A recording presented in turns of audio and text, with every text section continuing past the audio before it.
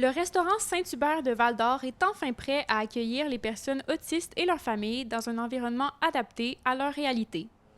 Pour le franchisé, Jean-François Rossignol, c'est un projet qui allait de soi.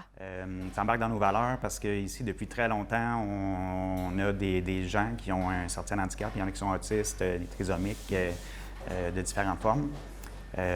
Ça crée une belle dynamique chez nous dans notre équipe. Puis, donc, de le projeter avec nos clients, bien, pour nous, c'était juste comme une continuité.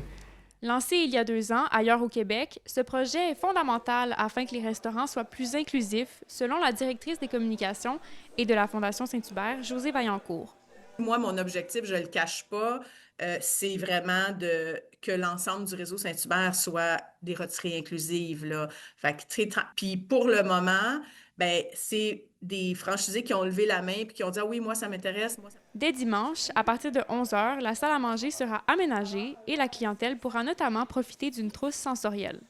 Donc là, les gens vont pouvoir avoir accès à tout ce qui se trouve sur la table. Oui, dans le fond, on va remettre une trousse qui va venir dans un sac. À l'intérieur du sac, bien, c'est ça, il y a différents objets. Donc, on a, bien, ce que je trouve vraiment intéressant, c'est le tableau de communication ici. Donc, pour les gens qui ont peut-être un peu plus de difficulté à communiquer, ils peuvent seulement nous pointer, dans le fond, soit un sentiment, leurs besoins. On a un casque insonorisant ici. Je ne sais pas si tu veux essayer le casque. Mais ça aussi, là, si jamais il y a des clients autour, il y a du bruit, mais ça aussi, ça peut être apaisant de porter un casque pour eux. Ça les ramène un peu dans leur cocon.